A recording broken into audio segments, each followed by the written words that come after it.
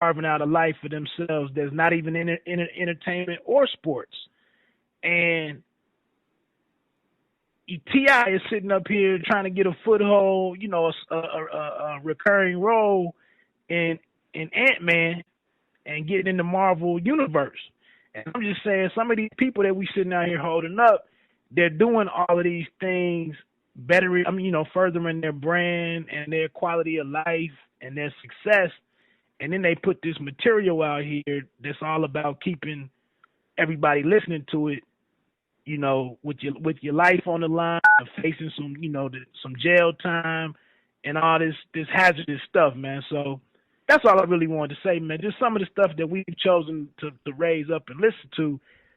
Take a look at what they're doing now that they have a little bit of notoriety and some fame and whatnot, and look at the goals that they're chasing and the situation they're putting their family in. But a lot of us, if you look at what's going on in Chicago with all the bodies, in just 3 months into the year, and they already have over 60 homicides there. And so that's all, man. I don't want to hold you up. No. That's a great point, because after T.I. reality show came out, I no longer can listen to T.I. the same.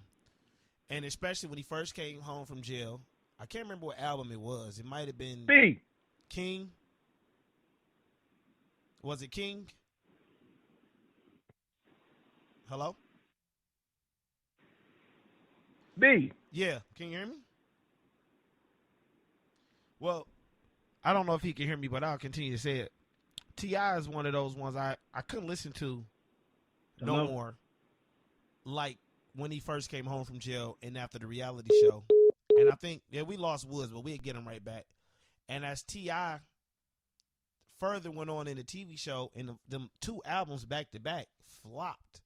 I mean, they were just terrible. T.I. had to regain himself and take it back to the streets. That was the only way that we got Woods back. We got you back, Woods. I just was telling them that I'm glad you brought it up, because like T.I. in particular, after coming home from jail and doing the reality show still, his first 2 albums straight from jail and off of the reality show were garbage. He had to go back to the street in order. I mean, he had to. Like, if you think about it, I can't remember if it was King or which album it was. It might even been Paper Trail. But it was he had back-to-back albums that were just garbage, where as a T.I. fan, you thought he was losing it. And then he came back with the last 2 albums where he actually went back to the street-wise and started talking that street stuff. I forget who he was beefing with, because he actually needed the beef to revitalize his energy, because it was over. He was on a trail to just be doing VH1 shows a la Papoose. Because Papoose will never make a decent song again in his life. He just needs to stick to Love in New York and Mary and Remy Martin. Like, that's it.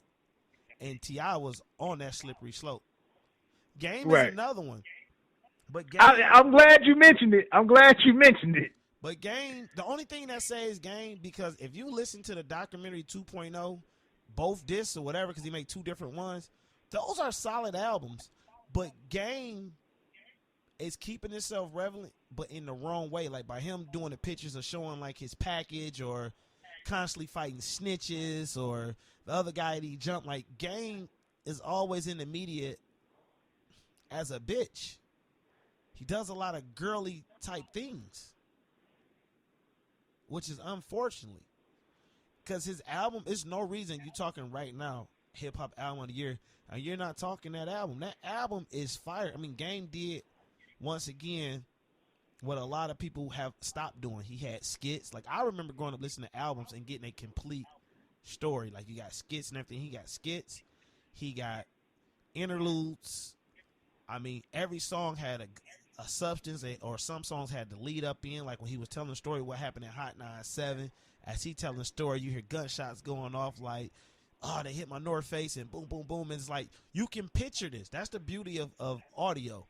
You can picture the stuff by listening, and that's what Game album did. Then when you listen to the second disc of the album, I felt like I was in California, because everything he talked about was like straight West Coast gang banging. He talking about growing up in high school, being around all these Crips. I mean, and I'm like, it's no gangs in Detroit.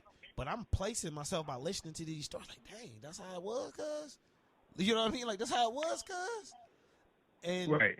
Game album is not getting enough play, just like not the last one, but Jesus Piece was another album. Jesus Piece, every song except for the song with Jeezy. His album had 14 songs. You can play 13 of them. And that's hard to do. I know people are like, well, he had a feature on every song. Don't matter. Still was a great album. And then this new album, it's not a feature on every song, but it's nice.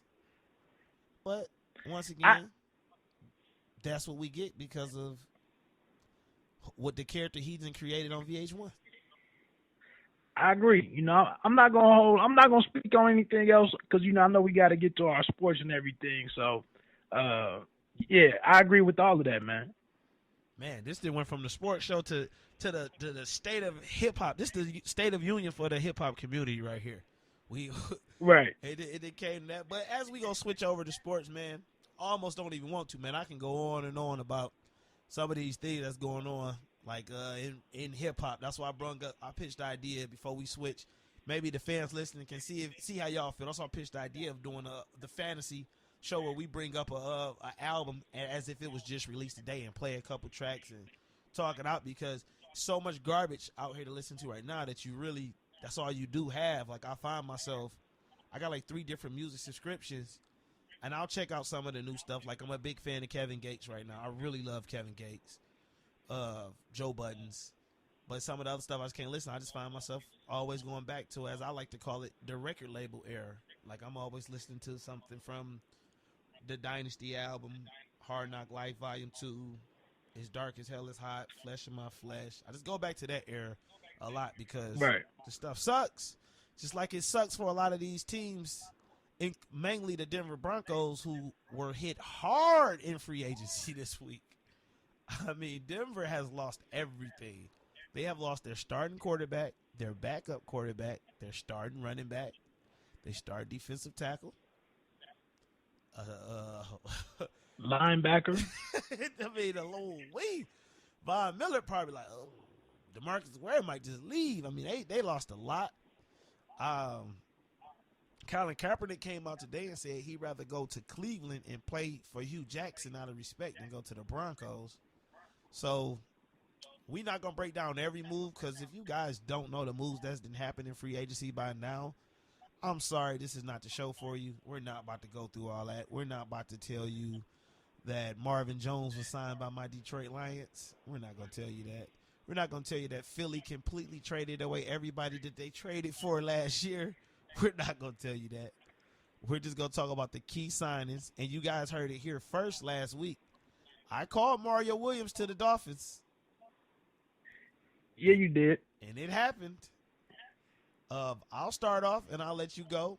I'll tell you the first move that I'm pissed at, and that's Matt Forte signing to the Jets. It makes no sense to me for a guy with all that talent and that age. See, it's just not the talent factor. He has the age factor playing against him, where I don't like to play to lose. And if you got a chance to win, which any of the contenders would have took him, I don't think you go to where you went. But I don't know the man's financial situation. Maybe he could have used the extra money. I'm not sure, because I'm easy to say what I would have done with $10 million less. Hell, I don't gross $10 million. I don't know the difference between $10 million and $20 million, or $10 million and 18, or $10 million and 14. It may be a big difference bill wise. I'm not sure, but there's no way the competitor in me would have signed with the Jets. They don't even have a quarterback right now. You could have signed with the Patriots and been a contender automatically. You could have signed with the Packers and stuck it to the Bears twice a year for playing you the way they played you your whole entire career. They gave you budget running back money but got elite running back status out of you. Matt Forte, I am very upset with you by signing with the Jets. Any moves you liked or disliked this week? To be honest with you, man, I really don't. I know we go through this exercise every year with the free agency market, man, but I just don't remember this many. I won't even say big names, but these middle names, mid-level names, I just don't recall a year when there was this much movement, man. I mean, like you said, here's a championship team that just lost several key pieces, and I know after after championship seasons, I know those teams lose some pieces and whatnot. But I mean, you just named about four. One of those was unavoidable in as far as Peyton Manning, but I don't know if you saw it or not before we went on. Sanchez has now been acquired by the Broncos. I think that's just kind of a safety net play. But I'm with everybody that you just said is gone. It seems like the only thing that's really still in place is just Von Miller and then Sanders and Demaryius Thomas. So, in my opinion, it seems like all the work that the Raiders have done. I'm impressed by the moves that they've made.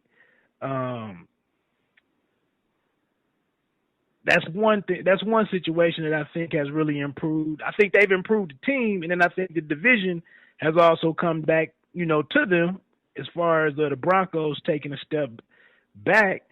The Giants, they spent a lot of money.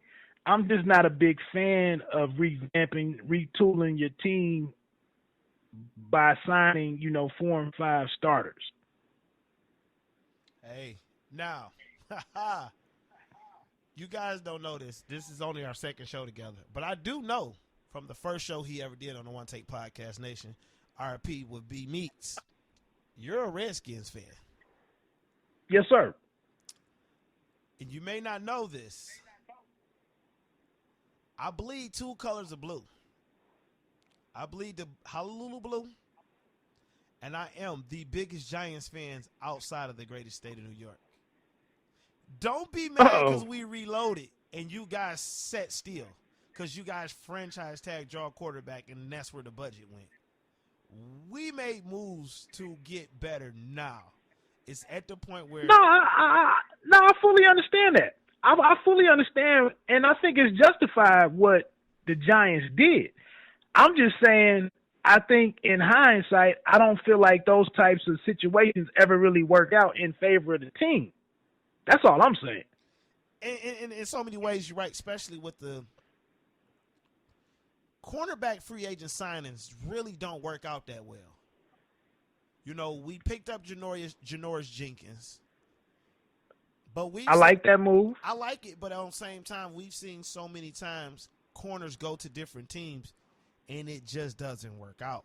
We've seen Vontae Davis a couple years ago leave Miami, go to Indianapolis. We've seen Darrell Reeves. But he's turned things around, though. But the right away. But to be able, for the speak of the Giants, before we go to another team, the Giants, I like what they were able to do. They taught Victor Cruz in the stand and taking a pay cut, because I still think that offense would be dangerous with a healthy Victor Cruz. I'm not sure what went down with him and Tom Coughlin and made, what went down for that. He couldn't play off a hamstring. I don't know if it was him or was it Tom. I don't know what it was. But we was able to keep him. We was able to talk JPP to giving us a 4-finger discount. We was able to keep him. Hey, Jay, you called for it yourself, man. We was able to acquire two additional people on defense, which I thought was good. I thought the Giants were one of the few teams that won in free agents. I do know, and I'll play off of your old show as well, I do know that you stayed in San Diego for some time. Right. And I thought the Chargers made one of the most low key under the radar moves by signing Travis Benjamin from the Cleveland Browns. I thought that was big time to match him up outside of Keenan Allen, especially if Keenan Allen can't come back. Travis Benjamin has potential, and I thought that was a good move on the behalf of the Chargers. Yeah, I agree with that. I think I like what the Raiders did. I like what the G-Men. I like what they've done. I hope it pans out. I think for them though, man, I'm still wondering about their strength at running back, and maybe tight end. They got the one cat. I forget his name right now. Larry Donnell. But the Giants, Donnell, that's right.